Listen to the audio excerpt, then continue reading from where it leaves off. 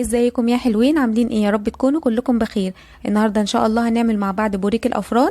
هنعمله بطريقه سهله وبسيطه، وكمان ان شاء الله يطلع معاكي احلى وانضف طبعا بكتير من اللي انت بتشتريه من بره. علشان خاطر يعني هنبقى عاملينه بايدينا وضامنين كل حاجه احنا مستخدمينها، وضامنين النظافه وكل حاجه. وكمان يعني هنعمل، بص ما شاء الله عاملين كميه كبيره. هنستخدم يعني كيلو دقيق، هيعمل معانا كميه كبيره جدا من البوريك. تمام. يلا بقى بينا كده الاول نشوف بقى المقادير ونشوف الطريقه. بس قبل ما نبدا ما تنسيش تعملي لي لايك وشير للفيديو لو عجبك، واشتركي عندي في القناه وفعلي زر الجرس علشان يوصلك مني كل جديد.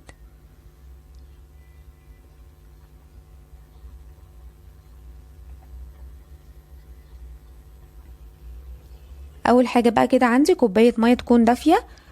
تمام، الميه تكون دافيه ما تكونش سخنه، علشان لو سخنه قوي هتخلي الخميره يعني ما تتفاعلش معاكي، ولو برده برضو الخميره مش هتتفاعل، فالميه تكون يعني دافيه. وحطيت عليهم ربع كوبايه من الزيت، وكمان احط عليهم كوبايه من الزبادي. تكون يعني الحجم الكبير.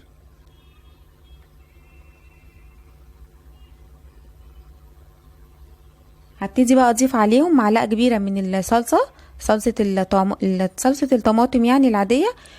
علشان خاطر الصلصه هي اللي هتديله اللون زي اللي احنا بنشتريه كده من بره.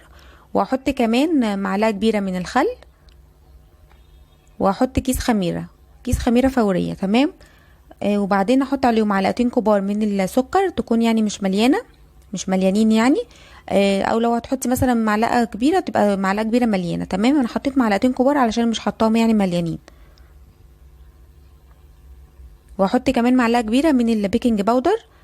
وبعدين بقى كده هبتدي اضيف عليهم الدقيق. هبتدي بقى احط عليهم كيلو من الدقيق.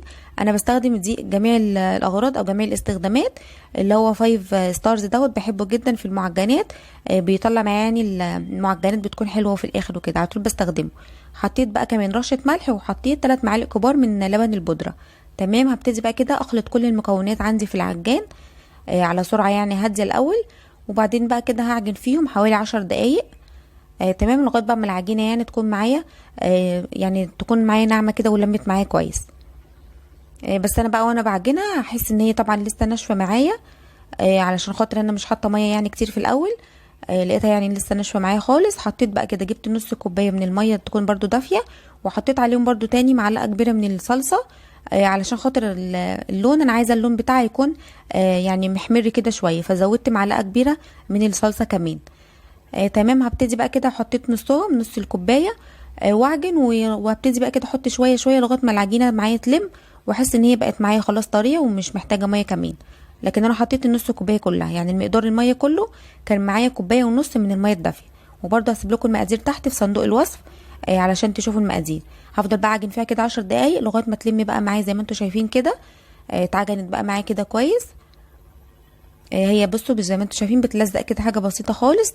لكن هي مش بتلزق قوي، يعني هي يعني طريه، العجينه معايا طريه وبتلزق بس في الايد حاجه بسيطه. تمام، هبتدي بقى كده اخدها من العجان والمها بقى كده على بعضها كويس كده بايدي. الم بقى كده كل حاجه في البوله كده بتاعه العجان، والمها كده كويس. زي ما انتم بقى شايفين، بصوا العجينه بقى معايا بقت طريه كده. بصوا بتلزق بس سنه بسيطه. ده يعني اللي هيخليها معايا ان شاء الله تكون طريه معايا، ما تكونش ناشفه لما تخرج من الفرن. بس هبتدي بقى كده اكورها على بعضها واحطها بقى في البوله. وبس، وابتدي بقى اغطيها كده بالاسترتش، واحط عليها فوطه واسيبها بقى تخمر في مكان يعني يكون دافي حوالي ساعه، لغايه يعني ما تخمر معانا.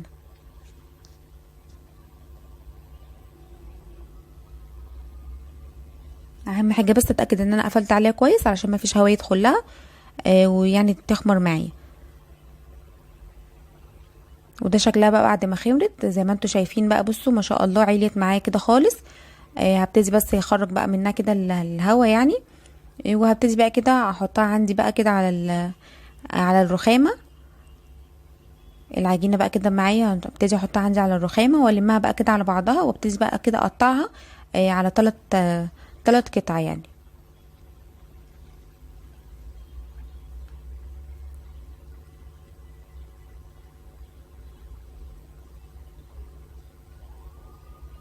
قسمتهم بقى كده على العجينه عندي على 3 قطع.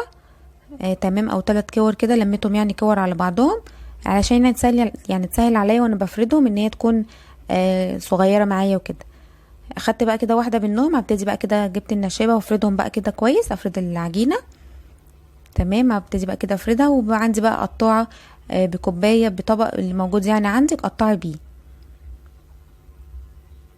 فردتها بس كده الاول كلها خالص، وابتديت بقى كده اقطعها عندي. ممكن يعني تقطعيها اكبر من كده زي ما انت حابه، مفيش مشكله، بس المقاس ده كده حلو علشان خاطر لسه كمان هنحشيها ولسه هتخمر معانا، فالمقاس ده كده بيبقى حلو.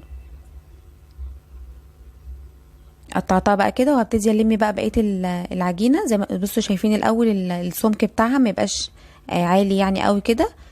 هبتدي بقى كده اخد بقى برضو بقيه العجينه ديت طبعا يعني هعجنها تاني واسيبها برضو تخمر. وبعدين برضو هبتدي اشكلها كده تاني، بس اهم حاجه اسيبها تخمر يعني شويه كمان علشان خاطر احنا عجناها وكده. فطبعا لازم تخمر يعني شويه كمان. خدت برضو جزء تاني او قطعه تانية من الكور اللي انا كنت عاملاهم ال3 دول، وهبتدي برضو كده اقطعهم، افردها الاول كده بالنشابه وابتدي برضو كده اقطعها.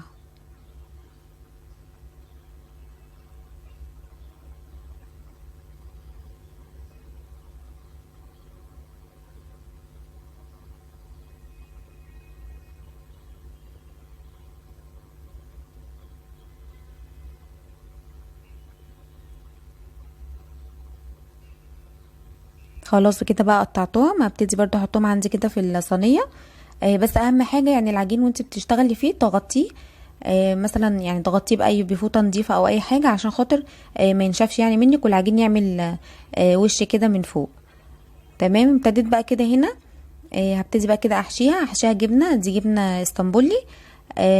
ديت انا استخدمتها علشان خاطر استخدم يعني اي نوع جبنه وكده، بس يكون اللي هي الانواع الجبنه اللي تكون تقيله او تكون ناشفه كده. علشان لو استخدمت الانواع اللي هي اللي بتكون سايحه كده هتطلع منك من العجينه يعني لو دخلت الفرن او كده. فاستخدمي انواع الجبن اللي هي بتكون ماسكه نفسها كده شويه. ممكن كمان تحطي على الجبنه زيتون، برضو تحشيبي كده بيها بيبقى طعمها برضو حلو. بس انا كده حطيت بقى كده الجبنه، وهبتدي بقى اقفلها كاننا يعني بنقفل كده القطايف. بس اهم حاجه اتاكد كويس ان انا قفلتها كويس، واي حته كده مفتوحه اضغط عليها كده بايدي جامد عشان خاطر يعني ما تتفتحش مني. ودي كده كمان برضو طريقه تانية مقلفها كده حوالين بعضها زي رول كده، واتاكد برضو من الجناب اللي انا قافلاها كده كويس. اي حته كده يعني احس ان هي مش لازقه كده ببعضها اقفلها كده كويس عشان خاطر ما تفتحش مني لما تدخل يعني الفرن.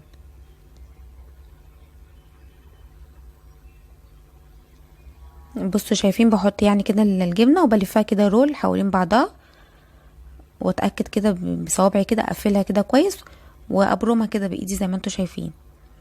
وطبعا الصينيه بقى انا دهناها بالزيت، يعني زيت كده خفيف، وببتدي بقى كده احط فيهم البوريك بس، واخلص بقى يعني كده كل الكميه. تمام، واحطهم كده في الصينيه، بس احاول ان انا اسيب مسافه يعني ما بينهم علشان هي لسه هتخمر. وده بقى كده شكلها بعد ما خمرت. زي ما انتوا شايفين بقى خلصت كده كل الكميه.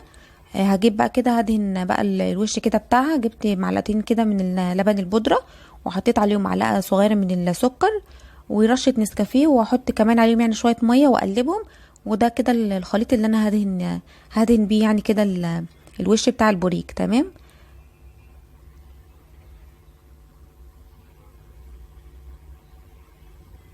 هدهن بقى كده كل الصواني. تمام، هدهنهم كده بالخليط اللي احنا عملناه ده، واحط بقى كده سمسم من فوق او حبة البركة. تمام، بيبقى برضو حبة البركة بيبقى طعمها حلو مع البوريك ده.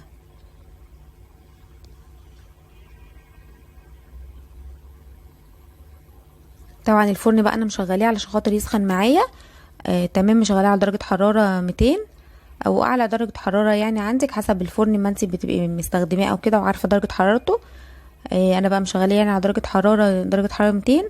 علشان بقى اي معجنات بتبقى عايزة ان درجة الحرارة بتاعة الفرن بتكون عالية علشان ما تنشفش يعني معاكي. هدهن برضو الصينيتين دولت كمان بالخليط اللي احنا عملناه، واحط بقى كده حبة البركة وكمان سمسم في الصينية اللي هي التانية.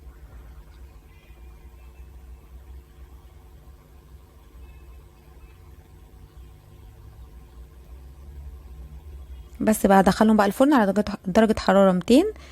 تمام. اول ما ياخدوا لون كده ذهبي من تحت، خلاص بقى شغلي عليهم الشوايه برضو ياخدوا كده لون بسيط من فوق، وخلاص بقى خرجيهم، مش بتاخد يعني وقت كبير. وده بقى كده شكلهم بعد ما خرجتهم من الفرن. شايفين بقى كده لونهم بقى حلو والعجينه كمان معايا طريه. وما شاء الله يعني الكيلو الدقيق عمل معايا كميه كبيره. زي ما انتم شايفين كده من البوريك، عمل معايا يعني كميه كبيره الكيلو دقيق اللي احنا استخدمناه. بس وده كان فيديو النهارده، يا رب يكون عجبكم. وده بقى بصوا اوريلكم كمان بعد ما رصيته بقى بارد خالص ورصيته كده في الصينيه. انا اول ما خرجت الصواني حطيت عليها فوطه، فوط يعني كده، ورشيت عليها شويه ميه علشان خاطر تبقى معايا يعني طريه. وده بقى كده شكله بعد ما برد خالص وحطيته بقى كده في الصينيه. شايفين بقى طريه معايا كده وحلوه، وكمان الجبنه كده من جوه بيبقى طعمه كمان تحفه جدا. بيبقى بقى في الفطار الصبح مع كوبايه شاي بلبن او كده، بيبقى طعمه جميل. يا رب